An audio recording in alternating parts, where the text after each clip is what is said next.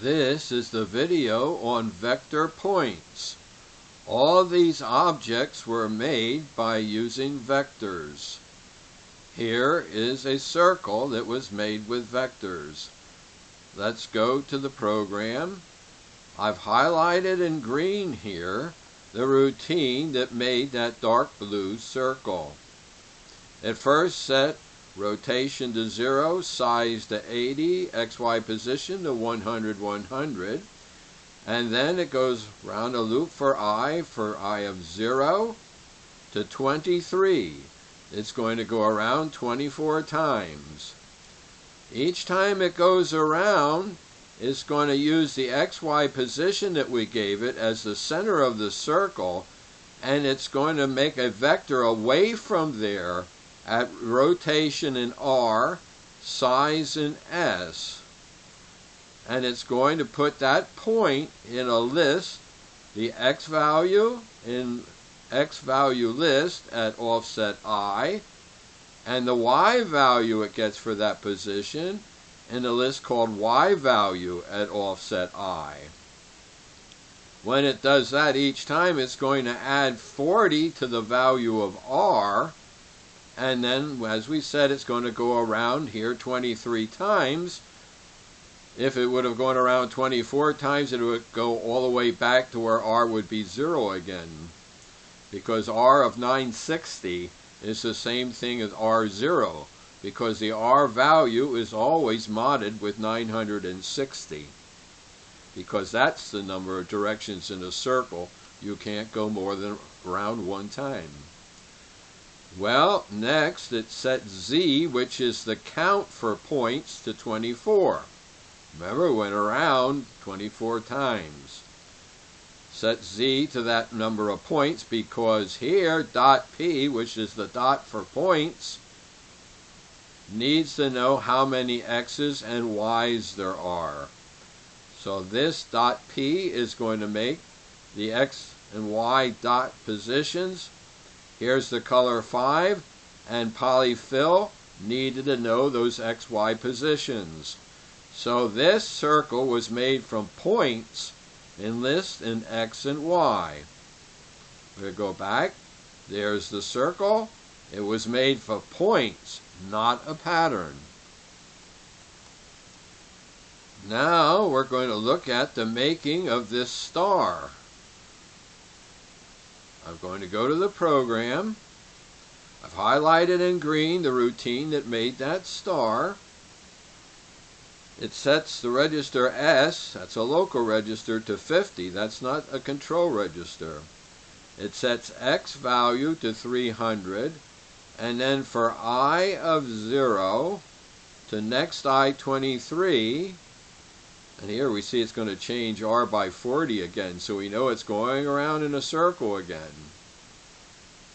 It's going to swap the value in S and SS each time it goes around those. So let's see what happens.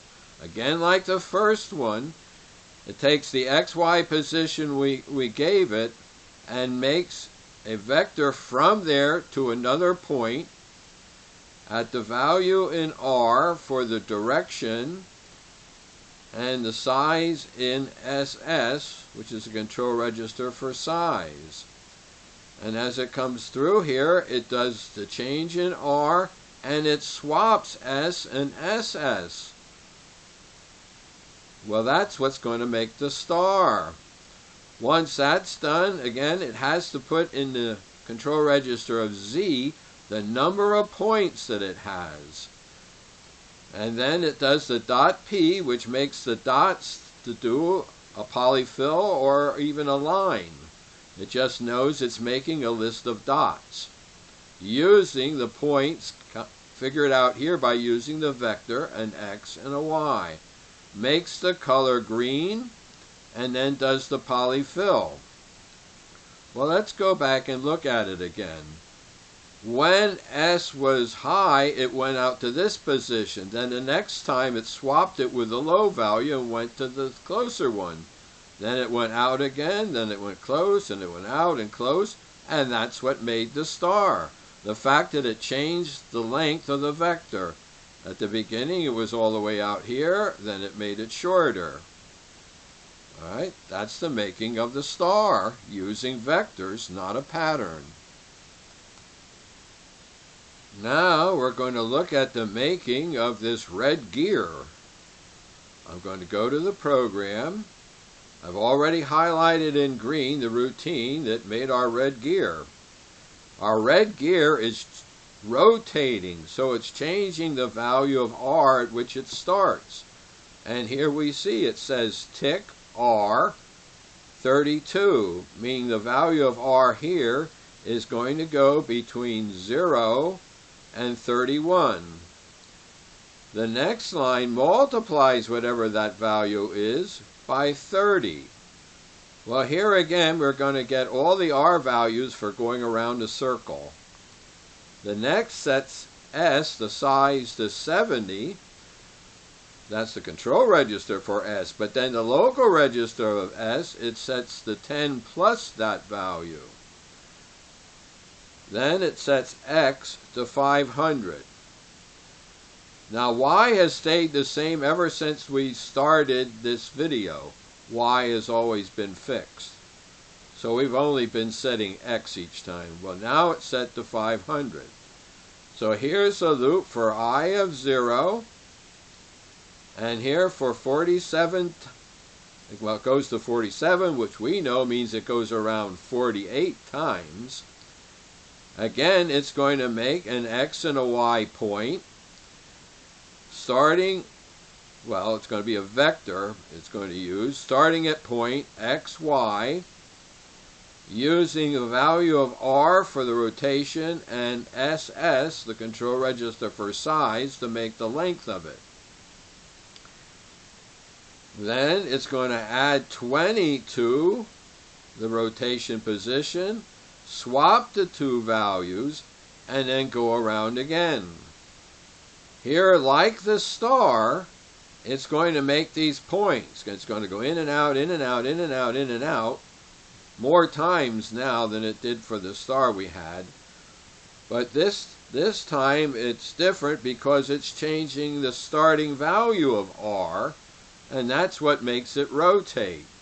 Well, when it comes out of the loop, it says, well, there's 48 points, so it puts that in Z, makes the dots to do a polyfill or a polydraw or a line. It just makes the dots, and then it does the color to sort of a dark red, and it does the polyfill.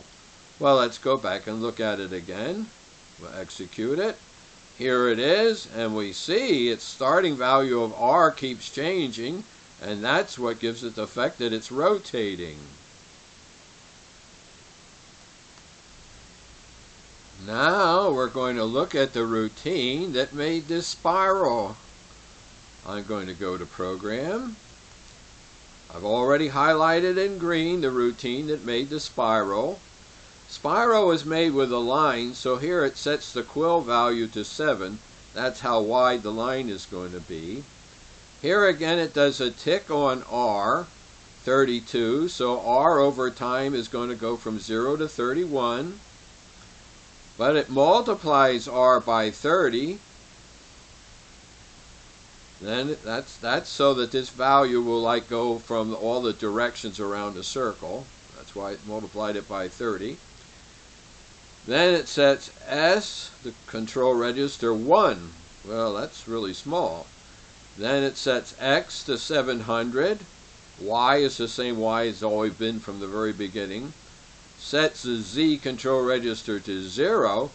Then it has a for loop for I of 0 to 75. So it's going to go around here 76 times. And it's going to start at our XY position and make a vector out to a point it's going to make. Each time R is going to change by 60 and S is going to change by 1. And each time it goes around, it's going to add 1 to Z control register. Remember, that's the one that needs to know how many points there are in the list.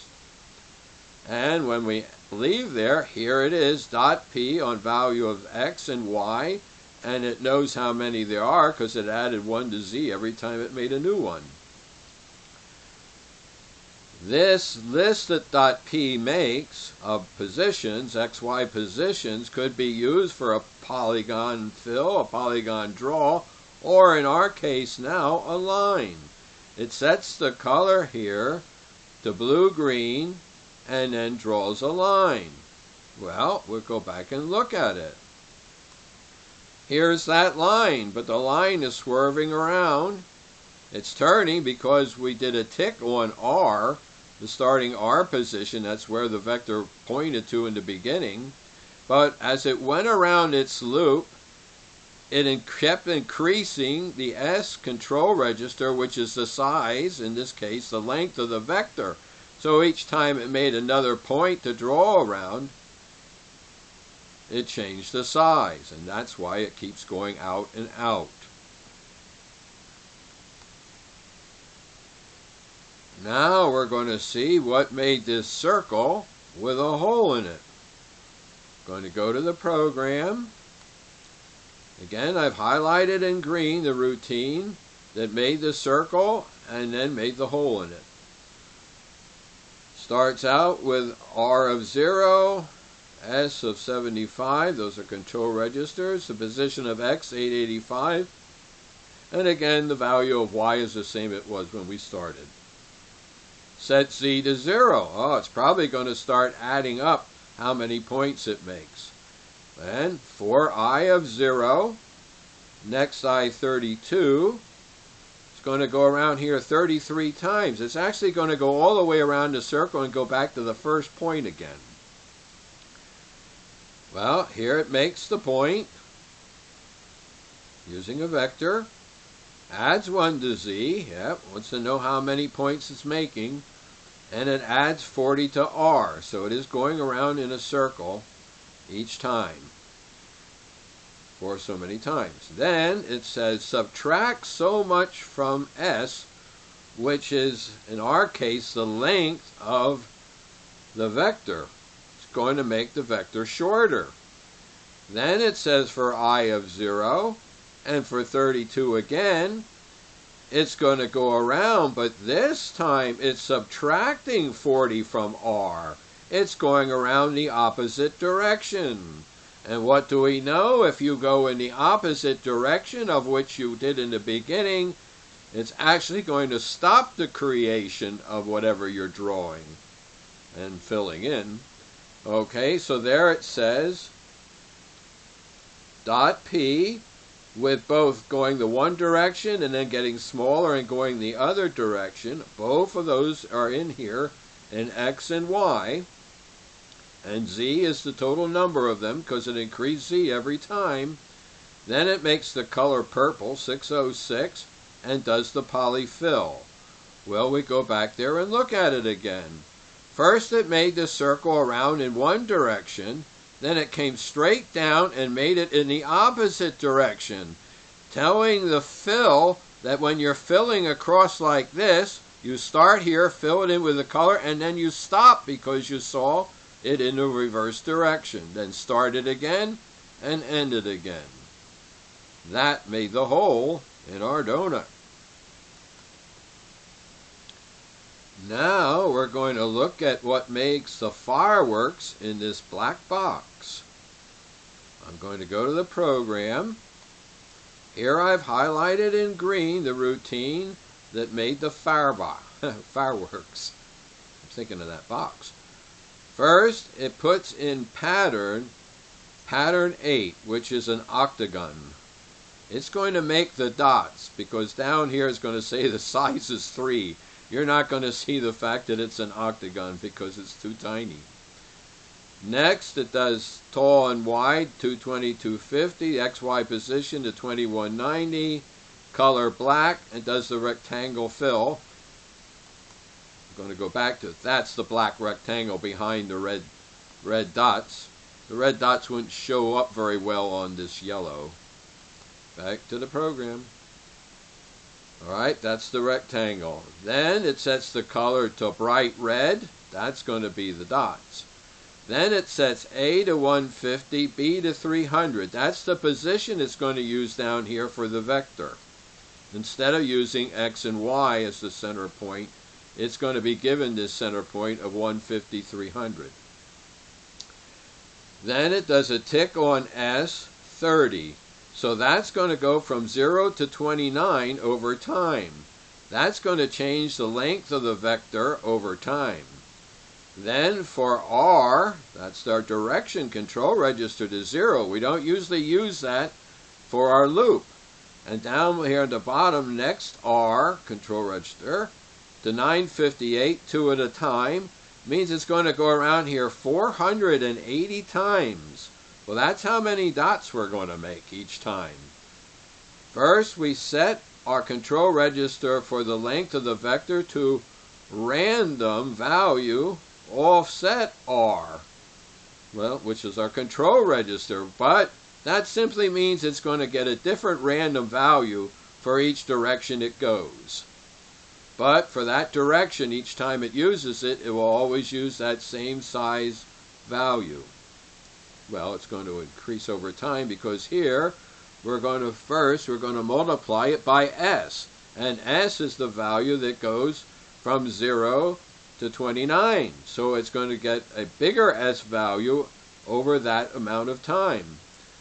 But we then divide it by 2,500. Because if we left that value be so big, this vector would be thousands of pixels in size and everything would go off the screen. So we divide it back. Then we do the vector, and this time it's from AB. You don't have to state the B because it's the next contiguous value after A, which would be V. And here's where the position we set it, 150, 300. Makes this vector, but this time it's not putting it in a list because we're going to use it right away. We're going to make one of the red dots at this position at the end of that vector. So the next thing we do is we set the size down to 3 because we want our little dot to be little. And then we do the dots for that point, giving this XY value, giving the R direction. And then we say polyfill it. We already told it up here it's to be red. And then that's the end of our loop. It's making fireworks. Well, let's go back and look at it again. Here we see the fireworks, which is lasting about 1.5 seconds, and then it does it again. We know there's 480 of these red dots being produced each time.